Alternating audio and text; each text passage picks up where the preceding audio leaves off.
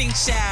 All right, so Rickey Smiley Morning Show. So excited every Wednesday on the Rickey Smiley Morning Show is Wellness Wednesday, and we got the one and only Dr. MJ Collier is back to help you stay healthy. Dr. Collier, good morning to you. Good morning, Rickey Smiley. Good morning, Rocky, Special K, Gary with the T, Alfreda, the Brat, and I had the pleasure of being introduced to me to TJ, the EP. So thank you all morning crew for allowing me the opportunity to bring healthcare information to the listeners of the Rickey Smiley Morning Show.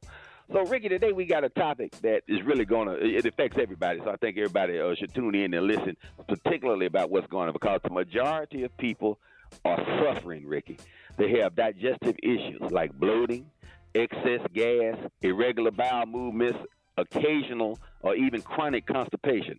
Now, we oftentimes laugh and joke about that on the morning show, but I tell you, this can be a real problem. This problem can have broader implications than you might realize. Because did you know that 70 to 80% of the immune cells in your body are located in your gut? And if you have an unhealthy gut, it can allow toxins and allergens to build up, and they can ultimately penetrate the lining of the intestines and create a problem called the leaky gut syndrome. Now, the GI tract is one long tube, Rickey. It's one space. Your mouth, the esophagus, the stomach, the small intestines, the large intestines, the sigmoid colon, and the rectum. The name changes to protect the innocent, but it's really just one long tube. So if you have dysfunction in any part of that, you're going to have backup, just as your plumbing backs up in your home. So oftentimes this presents as nausea, bloating, and even constipation. And when that happens, you just don't feel good, for lack of a better way of putting it. It sucks your energy out, and you're just having some difficult problems. So if you're having those problems, things that you can do to optimize the health of your colon. And you've heard me talk about this many times. Probiotics are God's gift to the GI tract. Taking probiotics allows you to put good bacteria in your gut so that your gut is predominantly composed of good bacteria. When you have that bad bacteria, your breath smells foul, your stool is extraordinarily foul, and your food is not digested appropriately. So think about if you put garbage in the garbage can outside, and it's 98 degrees, your body's 98.6. Over a day or so, it's really going to start to smell bad. That garbage can is going to be foul. So that's what's happening inside your body as well. So you got to keep that garbage moving. And the way to do that, one of the ways is, again, to optimize your GI health with something like probiotics. The other is to use a cleanse and detox type of product, not a laxative necessarily. I guess you could say cleanses have become very popular. People are taking 3-day cleanses, 7-day cleanses. But you want something that you can take on a daily basis that will optimize your gut health. You want to have large, easy-to-pass bowel movements so that you're going regularly, whatever that means for you. For some people, that may be twice a day. For some people, it may be every 2 to 3 days. But if you're going more than 4 days without having a bowel movement, you need to make some changes in what you're eating and how you're doing. Yeah, they're going to come out. They're going to come out in burps. Let's go to the phone. Hey, you on with Dr. MJ Collier. Good morning. I want to know about the gastric balloon. Is the gastric balloon safe for diabetics? Yes, the gastric balloon is a physical obstruction, and it fills the gut. So it gives you a sense of satiety, meaning you feel full. There's not as much space in your stomach. They leave it in for a certain period of time until you lose weight, and then they can take it out. Or they kind of, it depends on what it takes to maintain your weight loss. You might even leave it in there for an extended period of time. But it is found to be safe. It is a new technique that people are utilizing for weight loss. Instead of getting a gastric bypass and rerouting your plumbing, it just fills and blocks the stomach so that you cannot eat as much. And so I've seen that used very successfully with people. The diabetes does not affect that one way or the other unless you're suffering from diabetic gastroparesis, meaning your stomach does not empty because the nerves going to your stomach don't function as well. But if you have normal bowel function, then that should be very safe. That's the gastric balloon. All right, John, with Dr. Collier, good morning. My question for the doctor is there a connection between, I'm seeing a rise in seborrheic dermatitis in the Black community, and I was wondering if that's partially because of our diet or if it's partially because of all the products and edge controls and oils we're starting to use in our hair and on our skin. Okay. Seborrheic dermatitis, which predominantly affects the scalp but can affect any part of your body skin-wise. It causes a dry, itchy, flaky skin. So it's important that you have a good maintenance program that includes maybe a shampoo to the scalp that contains antifungal components.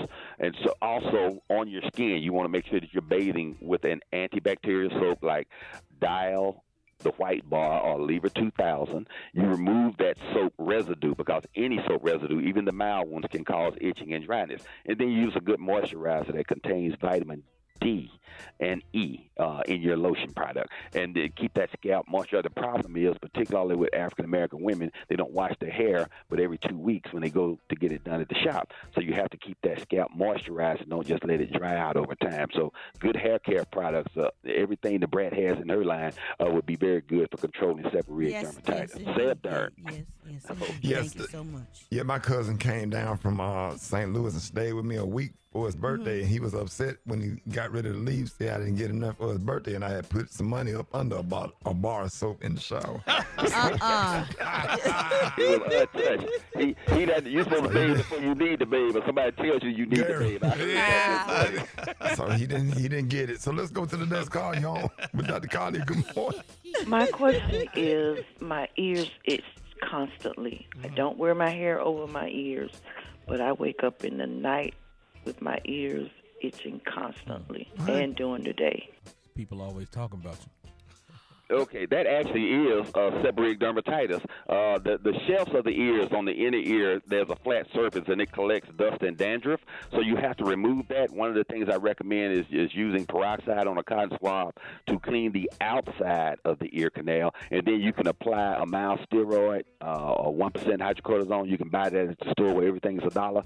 Not inside the ear canal, but just on the outside, and then use an anti-dandruff shampoo, and that will help control that symptom. You might even have to get a prescription strength steroid, but most of the time those things I just told you will control those symptoms. But that is, again, the hair is very irritating. Even though you're not wearing it over your ears, it's right there, and that can aggravate that condition. But that's sebderm, and that's a condition that aggravates and irritates the ear canal and the outer ear. Oh, wow. All right, y'all. Y'all get at me, 866-9-RICKEY. We're going to be taking more of your phone calls with Dr. MJ Collier. Up next, Rock T, Alfred and Brett, Special K, Gary, everybody. This don't have nothing to do with what we talking about. I just want to say this right quick. Get this out of the way because it's been bothering me all morning. Because y'all know I try to stand up for women, and I just believe that women need to be loved and respected. Y'all agree with that? Because I try to be a gentleman, and I was pumping gas at Buc-ee's, and this, the lady was pumping the gas. And I know this dude in the car behind the steering wheel, and I don't get in nobody's business, but I don't know, for some reason I was in my feeling that bothered me. And I was like, why the hell he ain't pumping the gas? She talking about who? I said, him in the car. She said, that's my mama. I will hang up this phone on you. You better stop playing. I was so ready for you, man. If y'all have any questions you want to talk to Dr. MJ Collier, you can hit us at 8669 Rickey, 8669. He talking about his mama? It's not right. The cornrows with the little beard. The moral story is mind your own damn business. Yes, sir. Y'all can hit us up at 8669 Rickey. 8669 RICKEY. Let's go to the phones. You're over, Dr. Carly. Yes, I was trying to see if he had any solutions about a torn shoulder joint that I've been dealing with for a while, and that took all type of medication, MRIs, cortisone shots, nothing actually happened. Okay, a torn rotator cuff is very common, particularly after the age of 40, because we have men still trying to do push-ups and pull-ups and lifting heavy weights, and the shoulder joint is just not capable of carrying even your own body weight, much less heavier weights. Now, sometimes it can also be a result of trauma, like a car accident, too, where you're holding onto the steering wheel tight, and when you hit and impact an object, it pushes your arm back and pushes your shoulder out of joint. Once you have a torn rotator cuff, the primary treatment is physical therapy. If that does not give you relief, it is a surgical problem. So fortunately, it can be done now arthroscopically, and they can usually repair it and give you great range of motion with your shoulders. But if you've gone through physical therapy and it's not gotten better, now it's time to consider surgery because you've already had the conservative treatments, including the injections of a steroid or cortisone. All right, y'all, Dr. Collier, good morning. As a 56-year-old woman, I would like to know what are the best supplements I should be taking. Okay, 56-year-old, great. You need to be taking my LipoHERS, which will boost your libido and put that fire back in you, as well as my doctor's menopausal support. This is a new product that we have that addresses basically a lot of the symptoms of menopause. We talked about that in a previous segment after that special by Oprah Winfrey that aired about menopausal symptoms. It affects 100% of people, and those are non-prescription things that you can do that will alleviate those symptoms. Also, on a higher level, bioidentical hormone replacement therapy is ideal.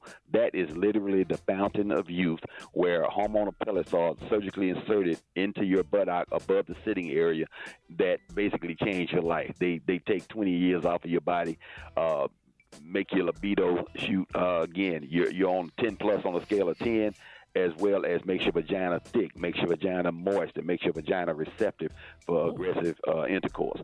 So those are all things that I would highly recommend. But again, my doctor's menopausal support, which is available on the website, lipodrops.com, and the LipoHERS, which is the product that everybody's raving about.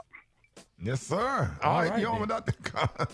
Collier. Good morning. Yeah, I'm trying to understand, for a 30-year-old man, is it necessary that I'm looking into testosterone shots in order to grow facial hair? Is that a safe option, or is that genetics? That's mostly genetics. A lot of particular species of people, like, for instance, American Indians, they don't grow body hair. And so when you're at your family reunion, y'all saying you got Indian blood in you, you actually probably do. So that I would not take testosterone just for that particular problem. But if you're having problems with your libido or erectile dysfunction, get your testosterone level checked, and then you can get testosterone injections. But my product, Lipo T, will give you all of those benefits. It will make your body create testosterone naturally and boost you. And if that's going to give you an opportunity to grow facial hair, it will. If not, just be happy you got a smooth face. Facial hair just adds 15 minutes to your prep time in the morning. Add 15 minutes to what? To your prep time in the morning when you shaving and trying to trim and line up that beard. That's why I shaved all mine off. It just takes too much time to keep it prepped. Boy, look at here, boy. I'm telling you. Dr. Collier, let everybody know how you can be reached. Okay, Ricky, you know I can be reached on all social media at AskDrMJ. And tonight, on my YouTube channel, Ask Dr. MJ Live at 6:30 p.m. Eastern Standard Time. The only interactive healthcare forum that allows you, the listener, to ask your healthcare questions. Subscribe to my YouTube channel, Ask Dr. MJ, where we have hundreds of videos on various healthcare topics. Ricky, this Saturday, April 19th, 2025, the Atlanta Medical Association and Pastor Dr. Jamal Bryant will be presented a health expo and health screening event, the We Care Health Fair, where we will provide each participant with over $2,000 of diagnostic testing and screenings. We have ophthalmologists evaluating the eyes, podiatrists evaluating your feet, chiropractors evaluating your neck, back, and musculoskeletal health, and physicians of every specialty. Primary care, that's internists and family physicians, OBGYNs, general surgeons, vascular surgeons, and Dr. Victor Njoku, the president of the AMA, is providing real-time ABI testing, which is a $1,000 test at absolutely no cost. We also have free workout classes, yoga, stretch, and mobility classes provided by Samson trainers from New Birth Missionary Baptist Church. These are the opinions of Dr. M.J. Collier, not those of Rickey Smiley. The Rickey Smiley Morning Show cast or its production crew. Stay! Don't you dare go away. You're listening to Dr. MJ on the Rickey Smiley Morning Show.